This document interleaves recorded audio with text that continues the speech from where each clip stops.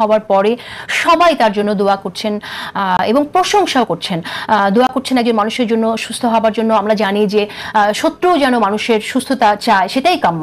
কিন্তু যখন প্রশংসা করছে তখন আমি একটি জিনিস লক্ষ্য করলাম যে এমনকি যারা তাকে নিয়ে অনেক কথা বলেছে বিগত আগামী 15 বছরের শাসন আমলে, তিনি কি রঙের শাড়ি পরেন সেটা নিয়ে কটাক্ষ করেছে, তার গায়ের রং কি, তাকে তিনি কি পাউডার দেন, সেসব কথাও যখন হয়েছে এবং তাকে যখন তার বাড়িতে গ্যাসের লাইন, পানির লাইন, বিদ্যুতের লাইন কেটে দেওয়া হলো এবং সাংস্কৃতিক কর্মীরাও সেখানে গেলেন, তাদেরও কেউ কেউ এখন তার প্রশংসা করছে। আপনি কিভাবে দেখেন, যখন তিনি দেশ বাঁচাওয়ের ডাক দিলেন তখন তো সকলে রাস্তায় যদি নেমে আসতো আজকে তো আমাদের দেশের এই পরিণতি হতো না, কিন্তু এখন এই যে তাদের প্রশংসা, এটাকে আপনি আপনার দৃষ্টিতে আমি একটু শুনতে চাই কিভাবে দেখেন। খালেদা জিয়া একজন সত্যিকার অর্থে রিমার্কেবল ওম্যান। ওনার কোনো কম্প্যারিজন আমি বাংলাদেশে আমার জীবদ্দশায় দেখিনি। আমি একটা ছোট্ট ঘটনা বলতে চাই। এই ঘটনাটা খুব ইন্সট্রাক্টিভ আপনাকে বোঝানোর জন্য যে খালেদা জিয়া বাংলাদেশের মানুষ এবং বিএনপির কাছে কিরকম।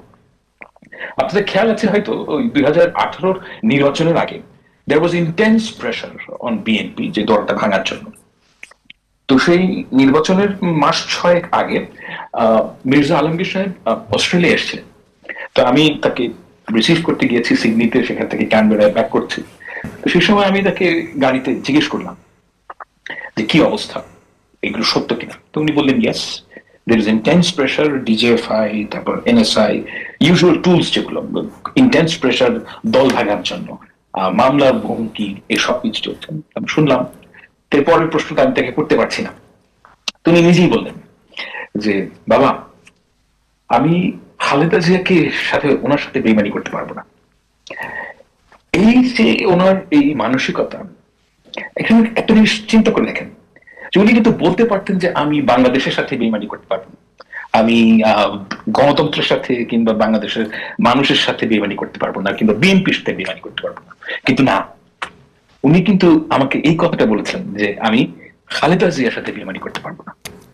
এবং এই মানসিকতা কিন্তু একদম মানে বিএনপির মহাসচিব থেকে নিয়ে একদম ওই যে পুরো ওই আবালকান্দি গ্রামের যে সহসভাপতির সবার মধ্যে আছে যে Khaleda Zia stands in a different level.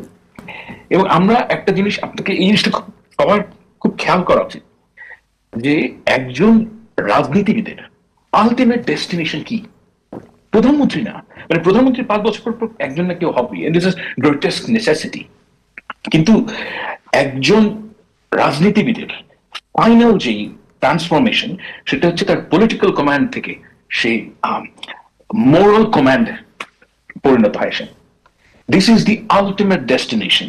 এবং বাংলাদেশের ইতিহাসে আমি আর কোন পলিটিশিয়ানকে, এমনকি জিয়া রহমান সাহেব জীবদ্দশায়, এই পলিটিক্যাল কমান্ড থেকে যে ট্রান্সফরমেশন টু মোরাল কমান্ড, এই ট্রান্সেন্ডেন্স ঘটে নাই, একমাত্র খালেদা জিয়ার ঘটেছে। এবং আপনি যদি খুব খেয়াল করেন যে উপমহাদেশে শুধুমাত্র জিনা সাহেব, গান্ধী এবং খুব সম্ভবত ইমরান খানের এই ট্রান্সফরমেশনটা ঘটছে। দিস ইজ রেয়ার ফেনোমেনন এবং এটা আমাদের চোখের সামনে ঘটছে দেখে আমরা বুঝতে পারছি না, কিন্তু this is what has happened. এবং আপনি যে প্রশ্নটা করলেন যে সবাই যে তার প্রশংসা করছে, তার কারণ হচ্ছে এটাই যে উনি তার যে যোগ্যতা, ওনার যে ক্যারেক্টার, অ্যাবসলিউটলি ব্রিলিয়েন্ট। আপনি যদি একটু তুলনা করেন, তুলনাটা করা ঠিক না কিন্তু তাও করি আর কি, মানে শেখ হাসিনার কথা যদি চিন্তা করেন, মানে আপনি যদি একদম মদ্যপ আওয়ামী লীগের সাপোর্টার চালান, অবশ্য দোষের সবাই মদ্যপ, তো এই মদ্যপ সাপোর্টারকে গিয়ে যদি আপনি জিজ্ঞেস করেন, সে কিন্তু জানে যে এই মহিলাটা ইবলিস, কিন্তু তারা এটাও জানে যে আমার দলের জন্য এরকম একটা এই হারামির পিসি দরকার।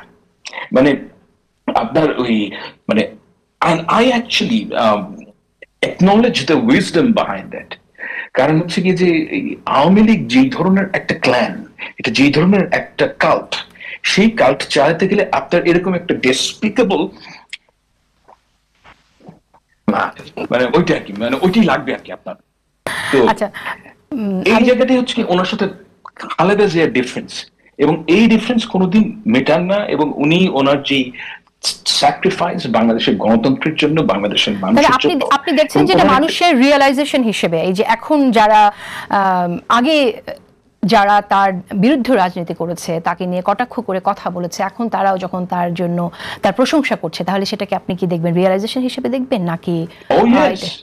আপনি এই ধরনের ক্যারেক্টার বাংলাদেশে নাই তো। আচ্ছা। আজকে যে বিএনপি দলটা টিকে আছে এটা খালেদা জিয়ার জন্য টিকে আছে।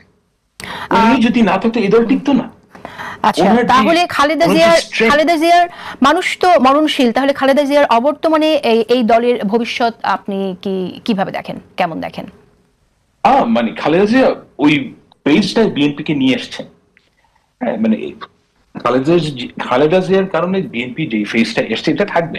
এই দলটা মানুষের হৃদয়ে, দেখেন একটা পলিটিক্যাল পার্টির হৃদয়ে জায়গা করে নেওয়া এটা খুব ডিফিকাল্ট কাজ। এই কাজটা খালেদা জিয়া ছাড়া হতো না। কারণ উনি যেই স্ট্রাগল, ওনার যেই স্যাক্রিফাইস, আপনি চিন্তা করে দেখেন ওনার জীবনে কিন্তু যে প্রধানমন্ত্রীর সময়টা, এই 5 বছর 5 বছর 10 বছর, এই পুরোটা বাকি যে গত 40 বছরে ওনার সংগ্রামের জীবন, ইটস ভেরি ডিফিকাল্ট। এবং আমি ওনার জন্য দোয়া করি এবং বাংলাদেশের মানুষের কাছে ওনার জন্য দোয়া করতে বলি। আল্লাহ ওনাকে সুস্থ করে ফিরিয়ে আনুক, এটা আমি চাই। আর জেসিন, আপনার দর্শকদেরকে কাছে আমি একটু ক্ষমা চাইতে চাই। আসলে আমি ওই মানে ওই হাসিনাকে নিয়ে আমি এই হারামি ইমপ্লাই করেছি, সেজন্য আমি একটু দুঃখিত। আর ঠিক আছে, আমি আসবো আরেকটা আবার। ব্যাপার কি, জি, যারা বাংলাদেশে সত্যি হারামি রয়েছে তাদের কাছে আমি দুঃখ প্রকাশ করছি, কারণ আপনাদেরকে হাসিনার লেভেলে নামিয়ে আনার জন্য।